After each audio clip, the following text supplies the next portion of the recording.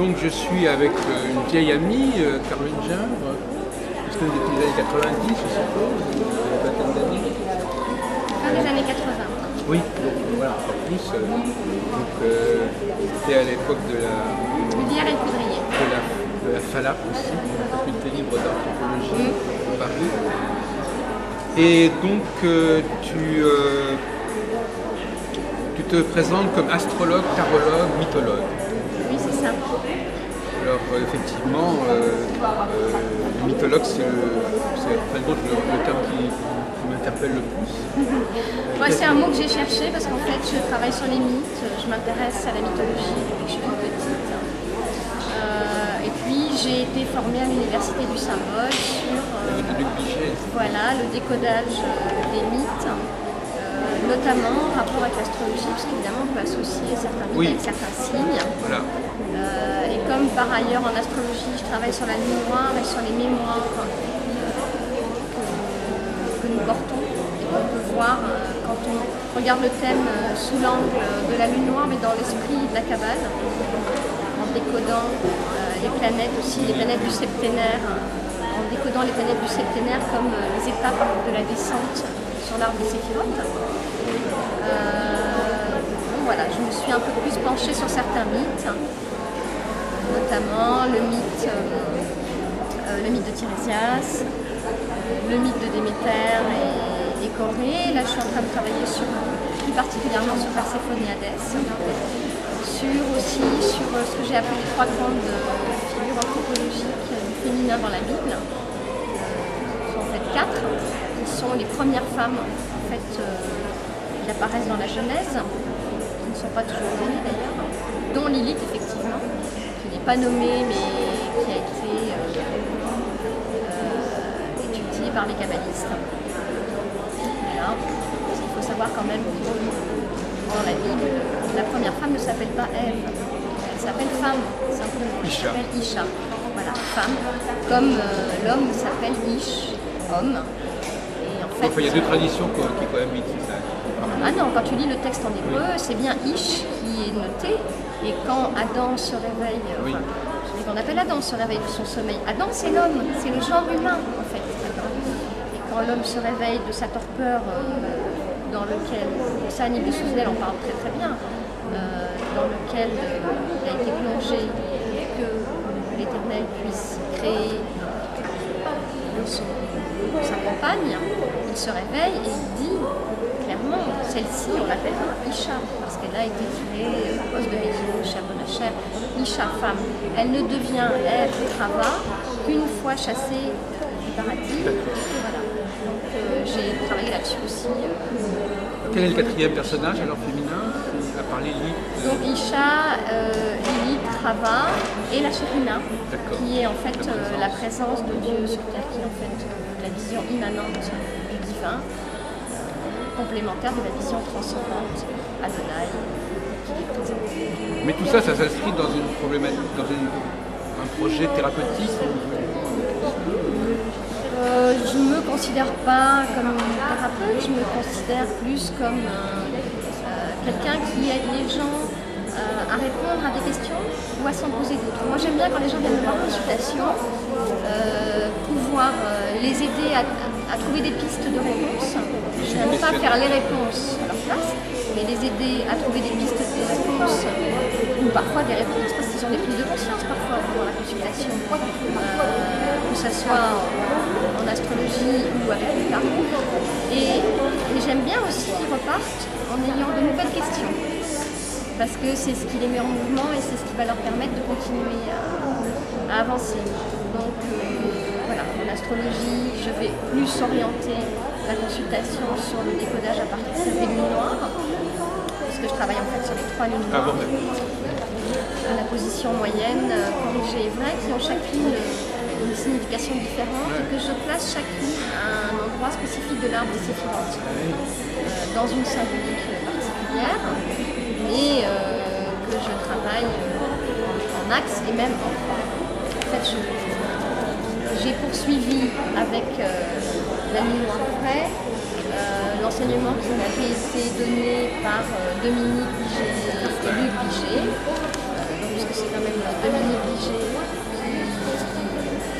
le premier à travailler là-dessus, avec une personne dont on a perdu la trace, qui s'appelle Judith Chertev, Judith Gaspard Chertev. Louis Guiget, il était installé à Clermont-Ferrand, il était pas Je ne sais pas, parce qu'à l'époque je ne le connaissais pas. Voilà.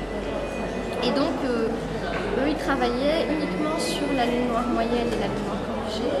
Et moi, d'entrée de jeu, dès que j'ai découvert les lunes noires, je me suis dit, mais si on a une troisième, ça doit avoir du sens. Et de toute façon, comme tout s'organise en tiers, que l'homme aussi, il est triple, enfin je veux dire, on a ce qu'on appelle les trois corps, la physique éthérique, l'émotionnel et le mental. Ben, les trois lunes noires, elles s'articulent là-dessus aussi. Mais alors,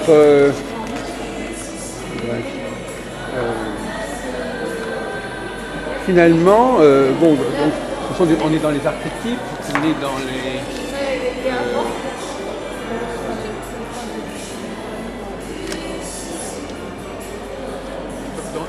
alors le tarot, il vient comment dans cette... Le tarot, c'est tout à fait une autre approche. C'est une approche plus récente. En fait, j'ai découvert le tarot et en particulier le référentiel de naissance qui a été mis au point par Georges Coleuil. Ben oui, voilà. Donc j'ai découvert cet outil, ça va faire 5 ans. Donc je me suis formée. Là, je suis en cours de certification aussi. Oui, j'ai un de mes amis qui est un grand amateur, comment il s'appelle, Claude Rubel. Je ne le connais pas. Non, mais lui, il parle beaucoup de cet enseignement. De Georges Coleuil. Oui, oui. Ah oui, mais c'est vrai que Georges Coleuil, qui s'est beaucoup inspiré de l'astrologie, parce qu'en fait, il a créé un thème à partir de 13 maisons, il les appelle des maisons. Il appelle d'où on vient le nœud sud et la guérison, ce qu'on a à déployer, à donner au monde le nord. Donc on voit bien qu'il connaissait le langage astrologique. C'est un outil qui est plus facile d'accès parce qu'on travaille uniquement sur la date de naissance. Maintenant c'est sûr que pour faire le tour de tous les outils qu'il y a autour du référentiel, ça peut prendre plus d'une consultation, mais c'est comme en astrologie. Je veux dire, on va voir un astrologue, on va décoder une certaine partie du thème, on va retourner voir ou on va aller en voir un autre qui va s'appuyer sur autre chose. Moi, je me souviens très bien d'avoir eu une consultante qui venait me voir et elle était surtout intéressée par la révolution solaire. Moi, c'était pas trop ma tasse de thé à l'époque. Bon, maintenant, je les monte, mais moins là-dessus. Et elle m'avait dit, mais alors, qu'est-ce que vous allez m'apprendre? Et en fait, d'autres, puisque j'ai déjà monté mon thème. Et en fait, elle est repartie en se rendant compte qu'effectivement, avec le décodage noir, il y avait des points de son thème qui avaient été vus sous un certain angle. Moi, je le voyais d'une manière complètement différente et qui lui ont beaucoup parlé. Mais ça aurait pu être dans l'autre sens. Un thème et que quelqu'un aille voir quelqu'un d'autre, autre chose de plus mental. Alors, justement, en t'écoutant, une question qui me vient à l'esprit, c'est la question des nouvelles planètes. Parce que je pense que pour quelqu'un qui travaille sur les archétypes, c'est assez fascinant de voir de nouveaux dieux apparaître au fur et à mesure qu'on découvre des nouvelles planètes. Enfin, je pense que... il y a Sedna, il y a Cécile. Non, mais même Uranus, Neptune et Pluton. Tu penses à ces planètes-là? Oui, c'est-à-dire que cette émergence de nouvelles... Pluton, pour les astronomes, Pluton n'est pas une planète. Oui, c'est ça. Enfin, quand on est astronome, on voit à quel point il est opérant. Oui. Mais alors donc finalement, est-ce que ça veut dire que les archétypes continuent à vivre, continuent à nous interpeller et qu'il y a des nouvelles révélations archétypales? En fait, on voit ça... Bah oui, c'est sûr, mais tu constateras qu'une fois de plus, on est sur un triangle. Oui, c'est ça, les trois fameuses saturniennes. Oui, on est sur Uranus, Neptune, Pluton, qu'on peut associer encore une fois. Moi, j'associerais plus Uranus au mental, à l'intuition, à une espèce de supra-mental. Neptune va être plus dans le registre de l'émotionnel, mais un émotionnel qui va dissoudre les peurs, les excès d'émotionnalité. Et puis Pluton, il va ramener sur le corps. Le corps, et puis même l'atomique. Pluton, c'est vraiment le cœur. Plutonium. Oui, c'est vrai. Mais on est aussi sur des registres énergétiques avec ces planètes-là. On est sur des corps subtils, plus que sur la matière brute, donc au sens symbolique. Mais alors comment est-ce que qu'est-ce que c'est? Ce sont des prises de conscience que l'humanité fait par la suite? Comment tu situes dans l'histoire, dans l'évolution de l'humanité ces nouvelles Déjà, découvertes? ce sont quand même des planètes vraiment collectives. Ah oui. Elles vont toucher, à mon sens, elles vont agir à un niveau global, au niveau sociétal. Maintenant, sur un plan individuel, d'abord parce qu'elles se déplacent beaucoup. Oui. Puis, alors, ça va jouer dans l'espace et dans le temps. C'est-à-dire que dans le temps, c'est bien. Ces planètes restent à Uranus 7 ans dans chaque signe. Pluton, maintenant, on en est à 15. Ça va ralentir. Scorpion, En moyenne, ça fait 2-3 ans. Enfin, 20 ans, c'est une vingtaine d'années. En fait. Pluton, ça dépend parce qu'il y a que... 248 ans, mais c'est très inégal. En Oui, fait. c'est tout à fait inégal parce que l'orbite de Pluton est très très décalée. Oui, c'est comme celle de Chiron. Par rapport au Soleil.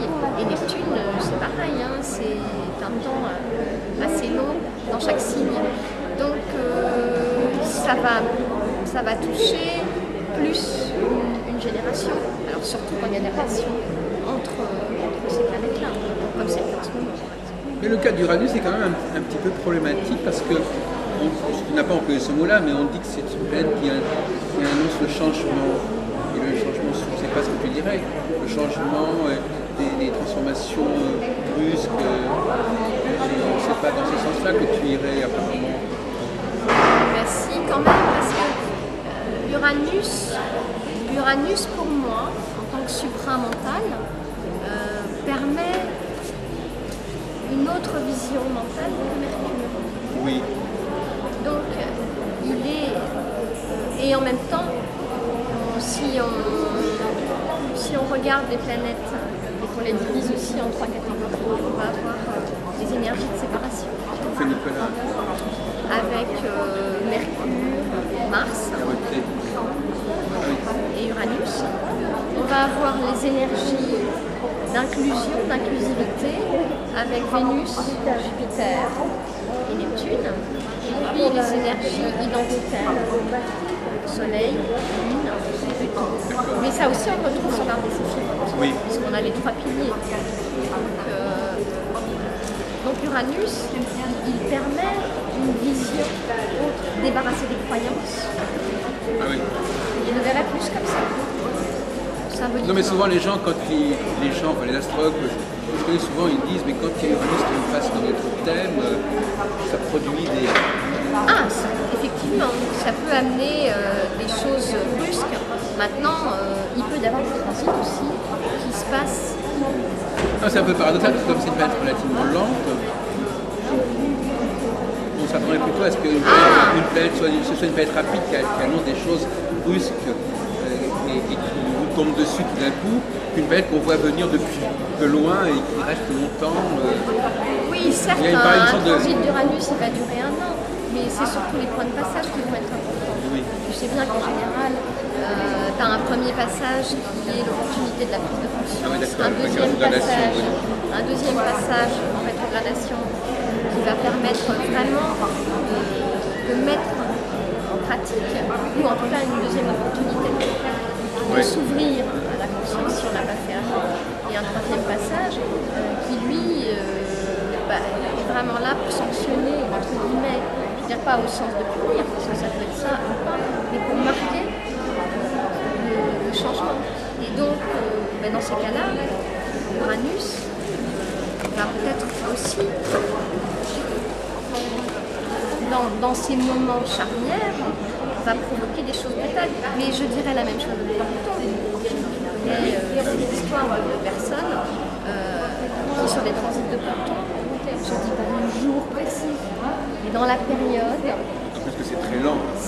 Voilà, si tu décodes, tu vois qu'il y a eu au premier passage une opportunité de s'ouvrir à quelque chose. Au deuxième passage, comme le chemin n'est pas fait, il y a eu un événement qui va être brutal.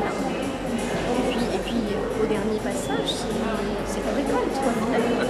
On récolte ce qu'on a semé ou pas semé au moment des premiers passages. Alors, tu reviens souvent à cette notion, on peut dire encore, on fait une image que tu accroches beaucoup des notions que tu présentes à l'arbre séphirotique. Donc l'arbre séphirotique, on a l'impression que c'est un petit peu le tronc qui est au centre de ton travail. Dans le travail sur la nuit noire, oui, je l'ai découvert. Mais même sur d'autres. Je l'ai découvert par ce biais-là, non, avec le tarot, non.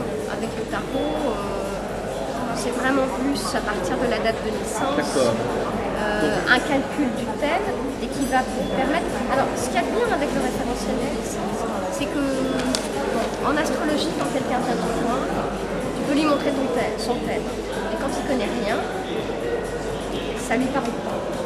L'intérêt du référentiel de naissance, c'est que quand quelqu'un vient et qu'il voit les images du carré, mais déjà, il en a une première approche. Il va avoir...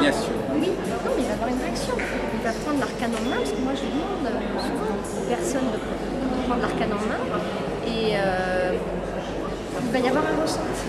Est-ce que ça veut dire que c'est le premier, que c'est en quelque sorte un tirage de tarot qui va rester définitivement pour la personne? Oui, oui, parce que c'est à partir de la date de naissance. Alors par contre, il y a un arcane, voire deux, qui change tous les ans.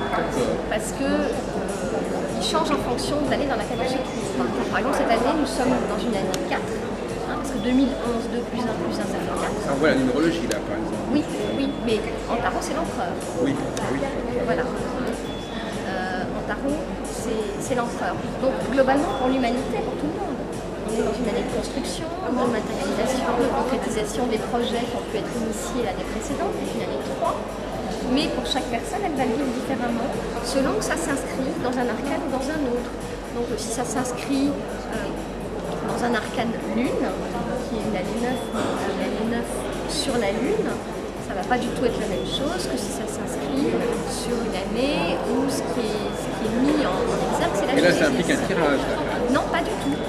Non, c'est à partir de ta date de naissance. On va déterminer les cartes. On va déterminer les lames, oui. Et il y en a une qui va changer tous les ans, puisqu'on va ajouter à une lame de ton référentiel l'année dans laquelle on se trouve. Donc les gens qui viennent te voir en tant que tarologue, il ne faut pas qu'ils s'attendent à une pratique tarologique traditionnelle. Ah, moi, de toute façon, au niveau du symbole, mais enfin, je veux dire, le tirage ne va pas être... De toute façon, la prévision ne m'intéresse pas. Ce qui m'intéresse, c'est que, même en tarot, c'est que les gens repartent avec des éléments de réponse, éventuellement d'autres questions. Donc, oui, c'est sûr qu'en général, en début d'année, je propose, tel que me l'a enseigné mon enseignante, je propose un tirage sur l'année qui permet justement pour cet arcane de l'année en cours de voir comment on peut au mieux la faire vivre. Parce que l'arcane qu'on a chaque année, par exemple, tu es né, quels sont ton jour et ton mois de naissance? Je suis né le 1er décembre. Le 1er décembre. Donc 1 plus 12, ça fait 13. Si on rajoute le 4... Oui. Alors donc on a dit que j'étais né le 1er décembre. Le 1er décembre. Donc si on prend le 1 du battleur et le 12 du pendu et qu'on les additionne, on arrive à 13. Et à cela, je rajoute l'année dans laquelle nous nous trouvons. Oui. 4. Donc 13 plus 4, on est sur du 17. 17 en numérologie, ça serait 8. Mais 17, c'est l'étoile. Ben oui. Donc c'est une année où tu as la possibilité d'avancer, de mettre en place des transformations à travers les archétypes qui sont inscrits dans l'étoile. C'est-à-dire vraiment l'empathie, la notion de pardon, ça veut dire de don aussi. La notion, l'étoile, ce qu'elle encode, quand on la regarde globalement, mais après évidemment il faut l'ajuster pour chaque personne, ça dépend de ce que tu fais. Aussi dans la vie, c'est un arcane de thérapeute, c'est un arcane qui est dans la guérison, c'est un arcane de revalorisation du féminin, donc ça peut être aussi de ta partie féminine, c'est un arcane de grande intuition jusqu'à une certaine forme de clairvoyance. Et donc, il y a cette opportunité-là qui t'est offerte. Tous les 9 ans, évidemment. L'arcane va revenir, mais tu vas le vivre différemment à chaque fois. Justement, Est-ce que c'est important pour toi la notion de cyclicité, Caroline Gindre? Est-ce que ça rentre dans ton travail? Tu viens de dire quelque chose qui revient, bien sûr, c'est qui passe par des phases, je suppose aussi. C'est important parce qu'en fait, on est tous, ça c'est l'astrologie qui l'a appris, mais dans le tarot aussi, puisque Georges a mis en place un travail qu'il appelle le pentagramme étoilé et qui en fait suit les 7 chakras du corps 7 fois 7 ans. Sur 49 ans, on fait le tour de toutes les expériences. Après, on recommence le cycle. En astrologie, on sait très bien qu'il y a des cycles qui vont toucher tout le monde au même âge. Ça va être retour sur la planète. Voilà, retour ou opposition Uranus, parce que, et on sait que ce sont des périodes importantes. La trentaine avec Saturne, la quarantaine avec Uranus sont des moments de crise au sens de quelque chose qui nous oblige à bouger, à nous mettre en mouvement. Mais on a aussi nos propres cycles personnels qui vont être donnés par les progressions, alors en particulier Soleil-Lune, tous les 29 ans et demi, cycle solilunaire, tous les 27 ans. Tous les 27 ans, la Lune va revenir sur sa position natale. Et puis, les planètes, les autres planètes dans le ciel, elles vont bouger, donc le Soleil. Oui. Ce qui est un peu gênant, c'est qu'il y en a beaucoup. Ce qui est un peu gênant, c'est qu'on parle beaucoup de cycles en astrologie, mais il y en a tellement que tout ça s'entrecroît, ça s'entremêle, et que l'idée de cyclicité est un petit peu noyée par la quantité de facteurs qui se combinent. Qu'est-ce que tu en penses? Mais oui et non, parce qu'on va tous être marqués plus ou moins par un cycle, en fonction du thème de naissance. Donc, en fonction des conjonctions, des aspects. Il faudrait arriver à déterminer alors quels sont les cycles auxquels on est le plus sensible. Voilà, on va voir pour chaque personne de quels sont les cycles auxquels on est les plus sensibles, aussi en fonction de la dominante. Oui, il y a tout un travail de repérage de la planète la plus... Voilà. Moi par exemple, je suis relativement marquée par Saturne et j'ai constaté que, par le cycle de Saturne, et j'ai constaté que souvent, les choses importantes pour moi, les périodes de 7 ans vont être importantes. Alors elles ne vont pas forcément être en lien avec un transit spécifique, mais c'est comme si ce quart du cycle de Saturne, voilà, alors le point de départ c'était quoi alors? Ça dépend de quoi il s'agit. Ah oui, c'est-à-dire que tu peux toujours revenir 7 ans en arrière et voir des choses qui... Oui, ça me paraît intéressant. Par exemple. Par exemple, entre le moment où j'ai découvert la Lune et le moment où vraiment j'ai commencé mes propres recherches, c'est passé à peu près 7 ans, 6 ans et demi, 6 ans, on peut dire le temps que l'idée émerge, et puis pof, que ça se mette en route. Oui, mais ça, et puis entre le moment où j'ai commencé cette recherche et le moment où j'ai commencé vraiment à la transmettre de façon... Je me suis sentie plus confortable vraiment pour le faire parce que j'ai fait mes premiers séminaires avant. Relativement après cette première période de 7 ans, voilà, il a fallu encore 7 ans par exemple. Donc, je pense qu'on est tous plus ou moins sensibles à certains cycles ou pas. Pour certains, ça va être en rapport avec les rétrogradations de Vénus. Oui. Mais c'est vrai que les cycles, on en a plus conscience quand on travaille en astrologie médiale, et là ça devient vraiment très visible parce qu'on déborde le cadre de nos vies humaines. Dans les dimensions, mais tu t'intéresses à l'astrologie mondiale aussi? Non, c'est pas trop. Je m'y intéresse comme ça. Je fais pas de recherche. Mais en tant qu'observatrice de ce que disent les astrologues dans le domaine, tu penses que c'est convaincant, que ça fonctionne? Moi, quand je vais aux conférences de sources et que j'entends Yves Lenoble nous parler des événements du mois, je trouve que lui, il travaille beaucoup sur les cycles. Et puis c'est normal, je veux dire, chacun a son domaine privilégié. Je trouve que oui, il permet de mettre en lumière certaines choses. Il met de la cohérence. Tout le travail que Luc Vigier a fait sur l'histoire l'histoire du communisme à partir du cycle Saturne-Neptune ou sur l'histoire des États d'Israël à partir du cycle Saturne-Pluton. Vraiment, c'est très très parlant symboliquement. Oui, ça fonctionne. Maintenant, c'est pas là que je recherche. Tu te préoccupes de la question de la validation de l'astrologie, tant au niveau de prouver sa valeur, de prouver ses fondements, est-ce que tu as si on t'interroge sur ces sujets, qu'est-ce que tu réponds, où ça sort? Parce que le symbolisme, c'est bien, le symbolisme, mais ça reste un peu mystérieux quand on parle des archétypes du symbolisme, on sait Jung, mais enfin on ne sait pas très bien comment est-ce qu'on c'est quoi, c'est la synchronicité, comment est-ce qu'on est immergé dans le symbolisme. Alors il y a quelque chose de cet ordre-là. Comment est-ce qu'on comprend ça? Bon, déjà c'est vrai que moi j'ai découvert l'astrologie avec l'astrologie humaniste. Les hasards ont fait que ce sont les premiers ouvrages que j'ai lus, les premiers enseignements que j'ai reçus. Et donc un des premiers livres que j'ai lus, c'est le rythme du zodiaque de Billard. Et tout de suite, cette notion d'astrologie, non pas en lien avec les constellations, mais en lien avec les cycles de la nature, m'ont parlé. Vraiment. Le bélier avec l'émergence de la graine et son développement jusqu'au cancer, avec les fruits qui arrivent en lion, avec tout l'automne où la nature va revenir, va se régénérer par le fait que les fruits de la nature vont revenir dans la terre et que la terre va éclore, tout cela, ça a été immédiatement compréhensible pour moi. Je dis c'est une chance parce que du coup, ça ne veut pas dire que je ne me suis pas intéressée aux constellations, ni aux mythes qui y étaient associés, si bien sûr, planètes, etc. Mais ça veut dire que je n'ai pas relié l'astrologie à un lien physique entre la planète là-haut dans le ciel et nous ici sur Terre.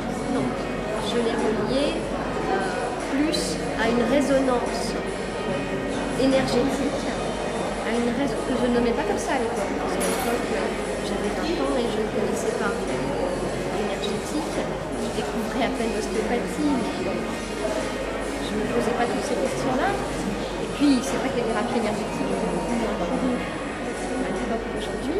Donc, je ne le nommais pas comme ça, mais aujourd'hui, je dirais ça. Pour moi, c'est un lien énergétique. Alors, avec les cycles de la nature, c'est pour ça que les cycles sont si importants. Oui, l'astrologie a choisi comme référentiel, effectivement, le cycle des saisons.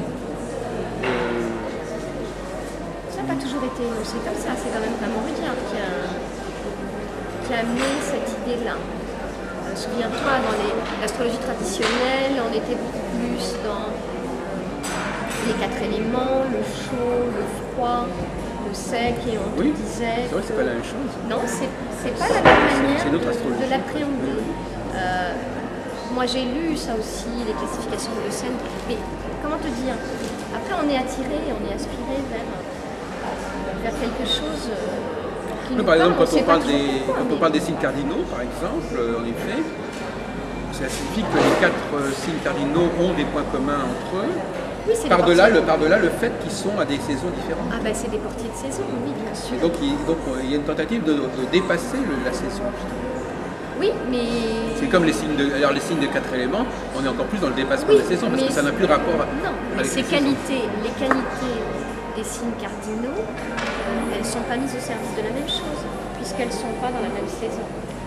Oui. Quand on ouvre le printemps, il est évident qu'on n'ouvre pas la même chose quand on ouvre l'hiver. Voilà. Oui. Et pareil, alors ensuite, si on parle des éléments, mais c'est aussi une manière qui n'est pas du tout d'ailleurs antinomique avec la vision cyclique, avec la vision du zodiaque saisonnier. Quand on regarde les éléments, c'est pareil. Il n'y a quand même que 3 éléments pour 4 saisons. Non, il y a 4 éléments. Non, il n'y a que 3. Il y a 4 éléments, mais il n'y a que 3 signes par chaque élément. Alors il y a 4 saisons. Dans chaque saison. Donc, par exemple, il y a les signes de feu, il y a toujours un élément, il y a toujours une saison qui n'est pas représentée. Oui, c'est vrai. Je ne m'étais pas posé cette question, maintenant je et vais même y réfléchir. des saisons opposées. Au bélier, comme le bélier et le sagittaire, ce sont des signes de saison opposés. L'un printemps, l'autre l'automne. Donc actuellement, je le précise en passant, il y a tendance au contraire à penser que ces classifications en 4 éléments, en 3 en cardinaux fixes muta, ça ne correspond pas. C'est une sorte d'astrologie qui veut dépasser justement le plan des saisons. Qui veut rapprocher des saisons donc par exemple, l'école allemande est comme ça, l'école des Bertine c'est comme ça. On peut dire par exemple, voilà, bélier, cancer, balance, capricorne, c'est une seule même structure. Ils vont dépasser la question de. D'ailleurs, d'une certaine manière, c'est pas mal, parce que quand on prend le cas par exemple de Pluton Capricorne, on parle beaucoup. Ici, il faut attendre un cycle entier de Pluton pour qu'on revienne au même truc, ça fait beaucoup.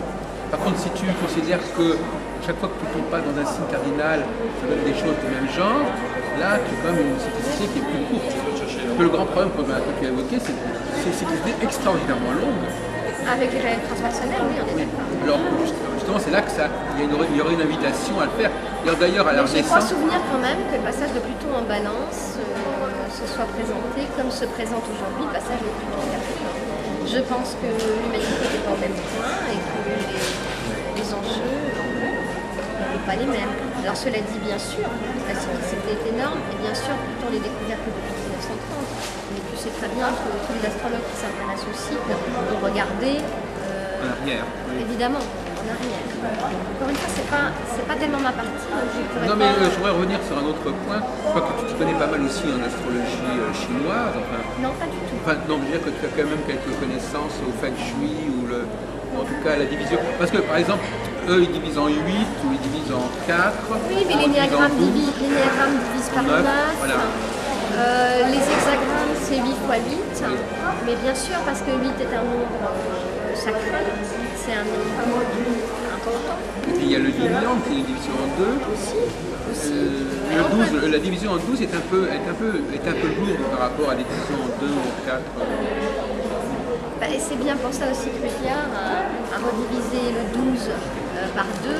Il parle du 8 d'ailleurs, Rudyard. Oui, il parle du 8 parce qu'en fait, il accorde beaucoup d'importance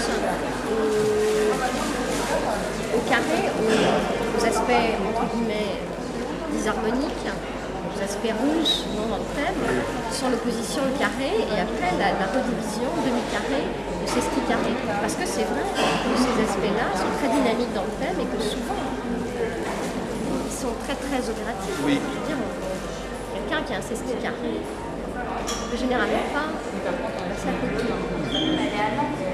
Et un semi-carré est parfois plus dynamisant qu'un carré. Oui. Oui, parce qu'effectivement, on peut diviser un 80 degrés en deux temps. C'est ça. Mais tu sais très bien aussi qu'il y a des gens qui ont travaillé sur ce qu'ils appellent les aspects spirituels en divisant le ciel par 7, par 9. Oui, il y a Kepler qui fait ça, effectivement. Là, ça, c'est effectivement. Les septiles, les novides. Voilà, c'est ça, ouais. C'est 72 degrés. Oui, 72 degrés et par 5, c'est vrai que. Moi, je travaille un petit peu avec, c'est quand même. Ça peut être assez parlant, parce que 5, c'est quand même de la créativité, de la liberté, donc il y a quelque chose par rapport à ça. Mais à chaque fois, c'est. Tu sais, après, les aspects existent. Est-ce que les gens les vivent? Il y a ça aussi. Il y a que. C'est pour ça qu'une consultation, je ne pourrais jamais la faire par écrit, ni même par téléphone d'ailleurs. Ah oui. Ben non, parce que moi je suis dans un dialogue avec la personne. C'est-à-dire que je vais voir comment elle vit les choses par rapport à des transits passés.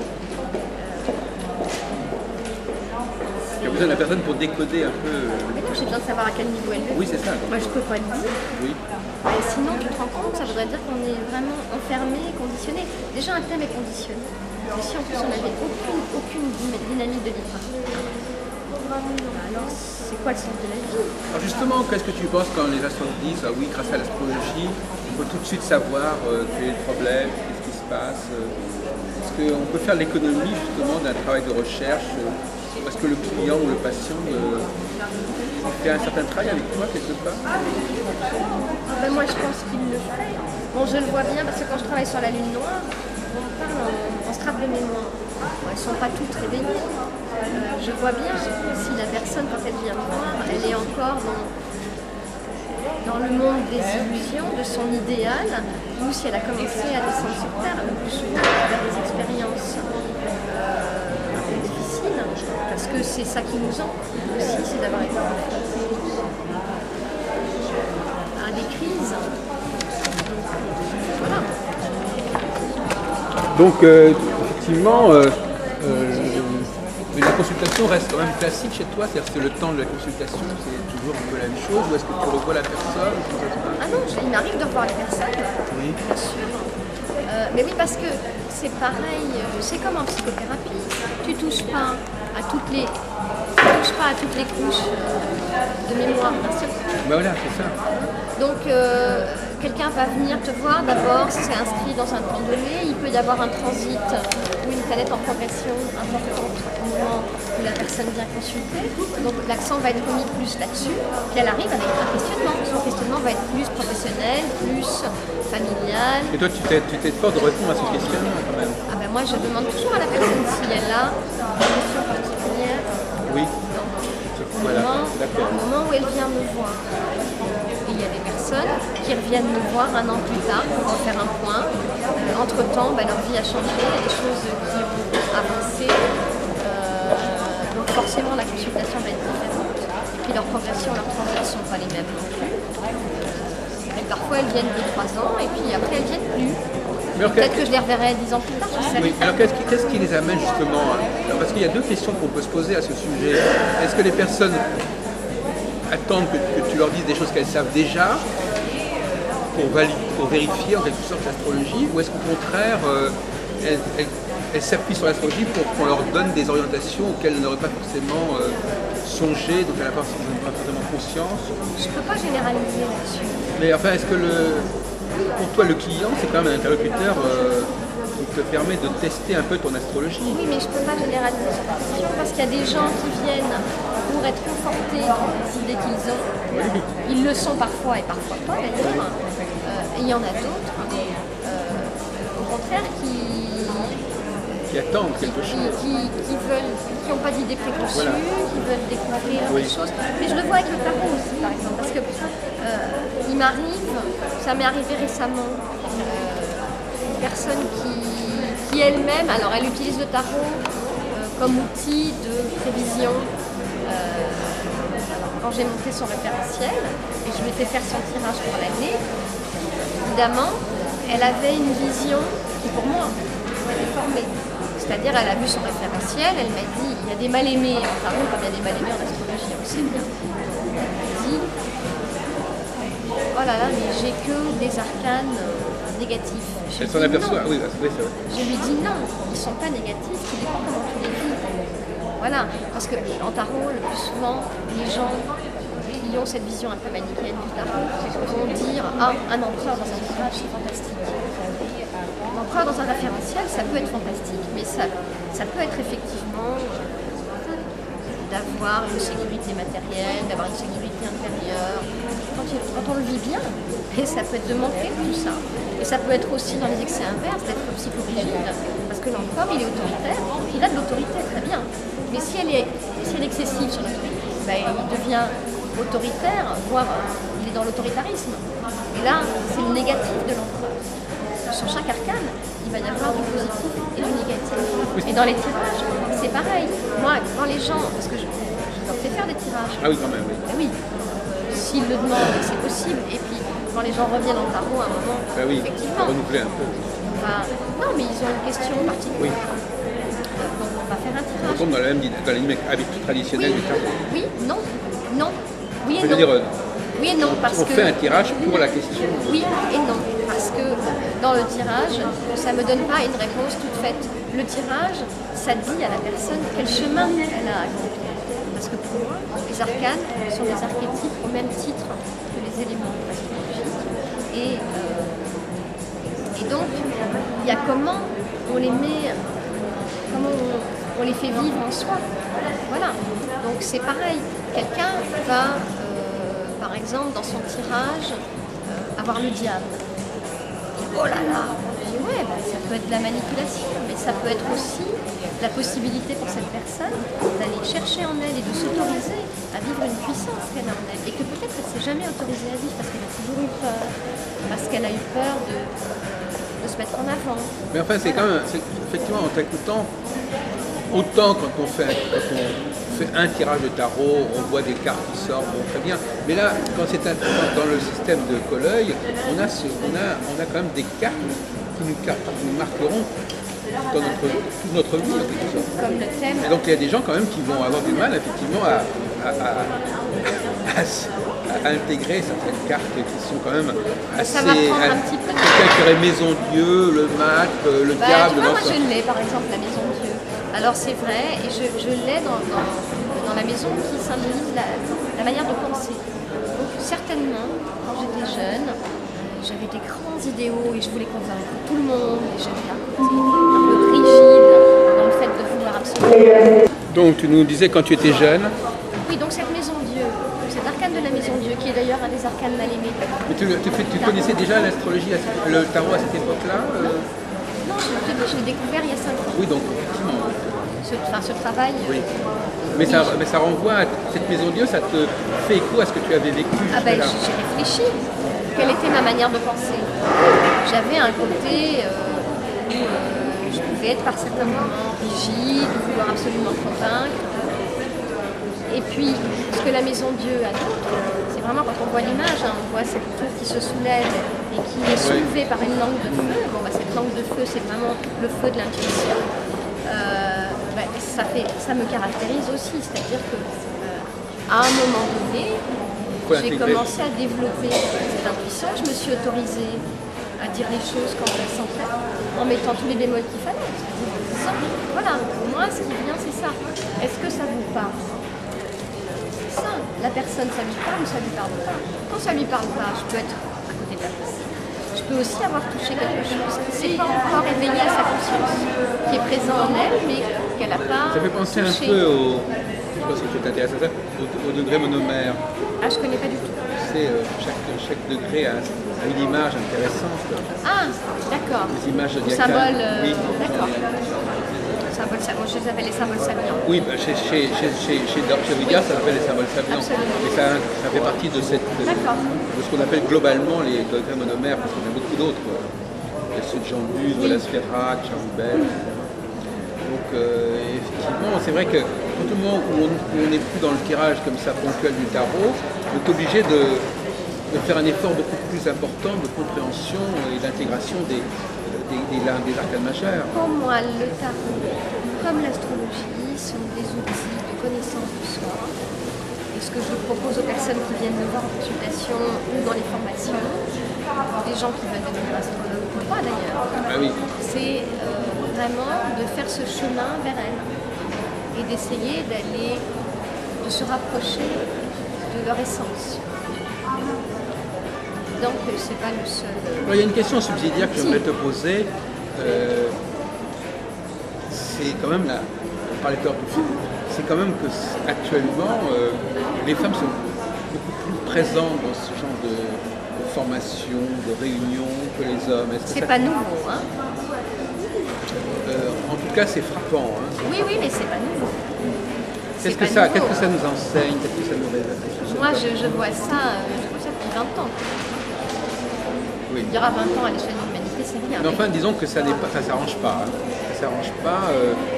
Justement, j'étais encore à Sources il y a quelques jours, d'ailleurs, mais il faut regarder de très près pour trouver un homme dans l'assemblée.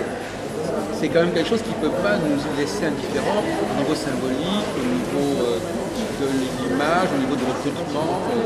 D'abord parce que je pense que les femmes, je pense que le féminin est naturellement plus tourné vers l'intérieur.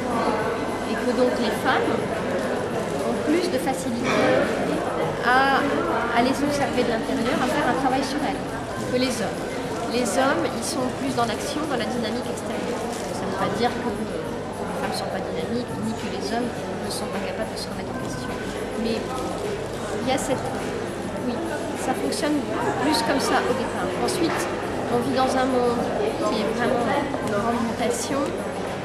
Je pense que les femmes ont pris un peu plus de place, leur envol, leur essor. Elles se sont donné de l'autonomie depuis 20, 30. Oui, et donc 30 ans. Elles se sont accordées plus de crédit, donc elles ont plus confiance en elles. Donc elles vont naturellement vers ces outils. Et les hommes, eux, ils sont très bousculés par tout ce qui se passe. C'est-à-dire ils ont été bousculés par tous les mouvements féministes, ils sont bousculés maintenant par les compétitions au sein des entreprises où les femmes vont être vraiment en compétition avec eux. Ils n'ont pas l'habitude de ça. Ils sont plus sur la défensive. Et selon leur habitude qui date des siècles, des millénaires, un homme, quand il est en danger ou quand il n'est pas complètement à l'aise, qu'est-ce qu'il fait? Il fonce, il va, il est dans une dynamique de compétition, d'adversaire, sans forcément que ce soit violent. Plus, il va chercher, il va vers l'extérieur, plutôt que d'aller vers l'intérieur. Et les femmes, elles vont plus vers l'intérieur. Et tous ces outils ramènent vers l'intérieur. Donc elles sont plus naturellement portées à ça. Mais il y a de plus en plus d'hommes aussi qui acceptent d'incarner, de vivre leur féminin.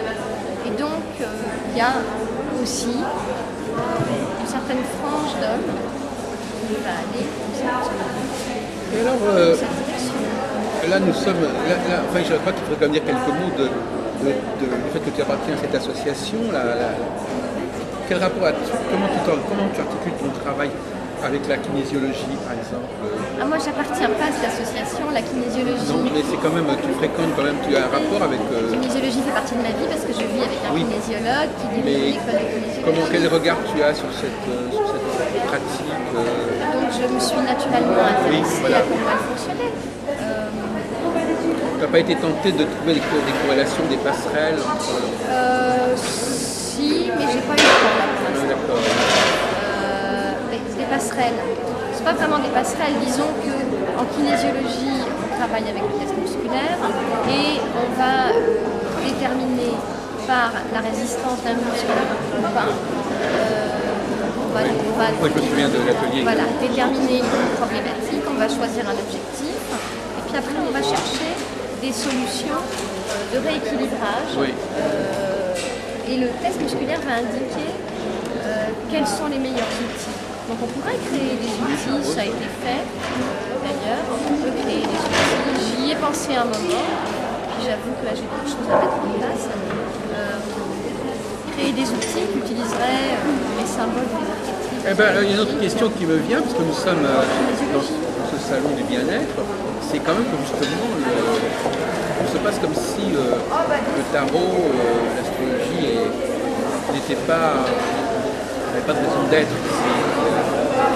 Ça revient un peu à ce que tu dis, ça rebondit sur ton éditeur sur le féminin. Apparemment, la numérologie a une certaine présence, j'ai remarqué, il y a plusieurs numérologues, il y a même des conférences de numérologie. D'accord. Mais il y a quand même une forme d'exclusion, de mur transparent. Je ne suis pas sûre qu'il y ait une exclusion, il y a peut-être simplement que les astrologues ne voient pas tellement. Je crois que c'est eux qui ne font pas la démarche. Je ne crois pas que c'est plutôt le concept de bien-être qui n'inclut plus cette façon de travailler. En tant qu'astrologue, je ne viendrai pas ouvrir un stand sur ce salon. Ouais.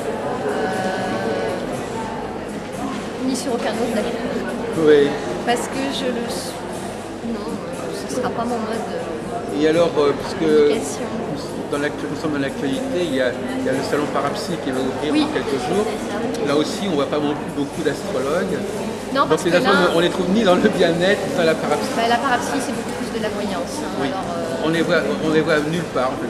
Au niveau des grands salons, on ne les voit pas, les astrologues. Non, parce que je pense qu'ils ne veulent pas se faire enfermer.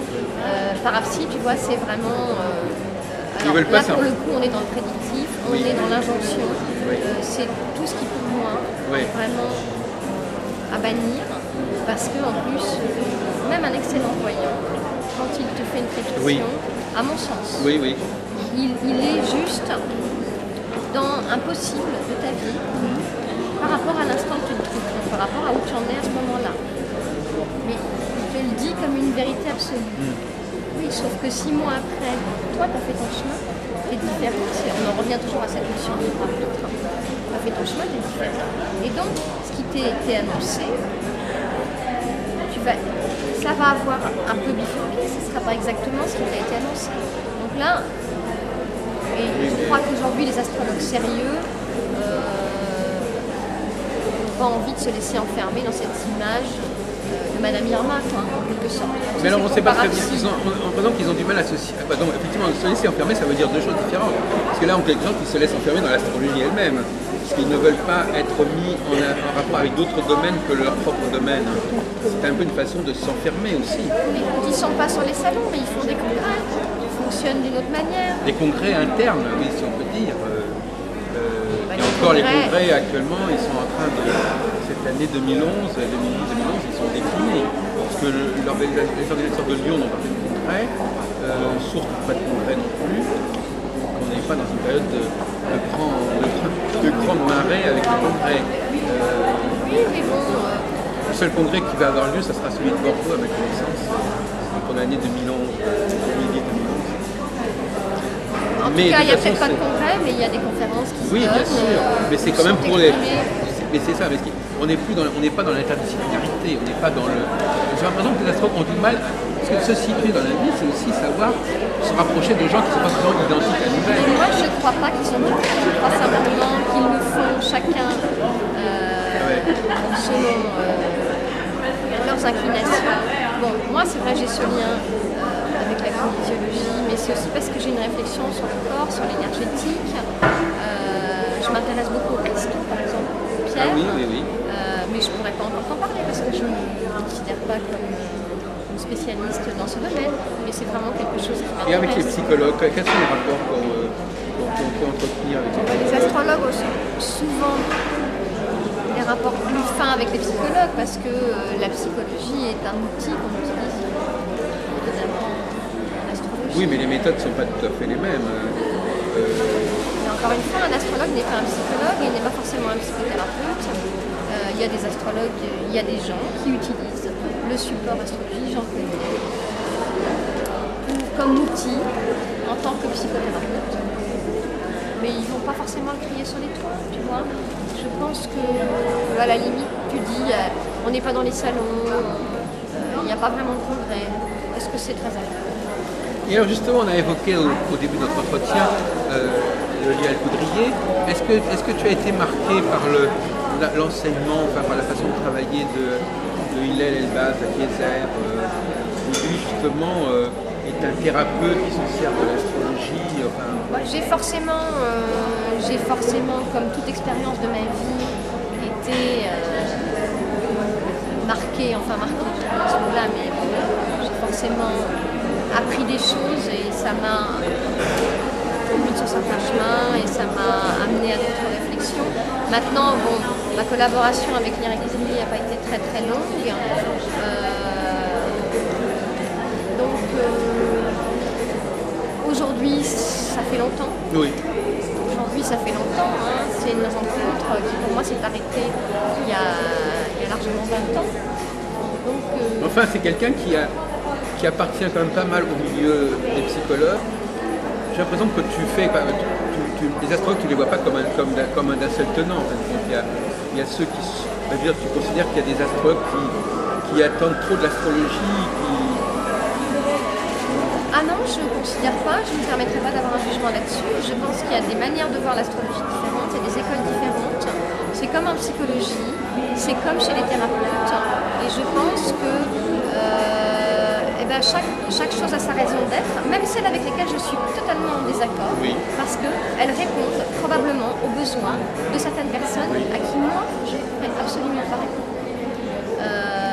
Donc j'essaye, tant que faire se peut, parce que je suis qu'un être humain, d'être en dehors du jugement à ce sujet. J'essaye, j'y arrive pas toujours, parce que c'est vrai que, comme je te le disais, sur les voyances, les prédictions,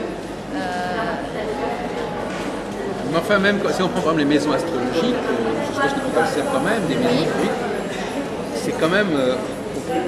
c'est quand même un support, un apport qui va quand même assez loin dans le détail des choses. Bien sûr, oui, parce que ça permet de savoir dans quel domaine les énergies vont être de manière... On s'en sert aussi dans le tarot, je crois, de ces classifications des maisons. Pas astrologique, non. Georges Coleuil. Pas dans le chauffage, parce que pour toi, quand je dis tarot, tu penses à Georges Coleuil, mais... Quand tu parles de maison en tarot, oui, mais sinon, dans le tarot, les maisons, c'est-à-dire... Souvent, ils font des tirages, beaucoup de tarologues font des tirages en disposant, en sortant 12 cartes, en prenant 12 maisons. C'est vrai, alors c'est un grand tirage, ça, avec 12 cartes, mais ça peut être 8, ça peut être 3, il y a des tirages, et forcément, les tirages sont aussi adaptés au type de questions qui sont posées. Non, ce que je voulais dire, c'est que d'une certaine manière, c'était un peu paradoxal, Caroline Gingres, de ne pas assumer ou de ne pas vouloir développer le côté divinatoire, si on peut dire, de l'astrologie, en utilisant des outils qui eux-mêmes... Je ne développe pas le côté divinatoire du tarot non plus, je te l'ai dit tout à l'heure. Mais néanmoins, en utilisant des cadres qui se prêtent quand même à ce genre de pratique. Mais le cadre, il est ce qu'il est et il est ce qu'on en fait. Moi, si tu veux, il y a des gens qui utilisent le tarot des façons traditionnelles et de manière très carrée et qui vont même utiliser beaucoup les arcanes mineurs et qui vont te dire des choses très précises. Il y a une femme qui veut du mal, il y a un homme qui vous soutient, il y a ceci, il y a cela. Alors après, on est là en train de se casser la tête. Oui, alors qui ça pourrait être? Moi, ça ne m'intéresse pas ça. Mais il y a des gens pour qui la seule possibilité d'être dans un cheminement, c'est de rencontrer ce genre de personnes. En astrologie, c'est pareil. Il y a des gens qui vont ne prêter attention qu'à leur révolution solaire et alors ils vont vouloir avoir un cadre précis tous les mois de ce qui va se passer et ils vont se fier à ça.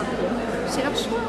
Moi, je n'utilise pas l'astrologie ni le tarot. Non, mais ce que je voulais dire, c'est que... de cette manière-là. Non, mais je sais bien, mais malgré tout... mais je ne suis pas la seule en plus, hein, à ne pas les utiliser comme ça. Bien sûr, mais malgré tout, ce que je comprends pas bien, c'est vrai que ça n'est pas utilisé comme ça, mais ça n'est pas complètement rejeté non plus.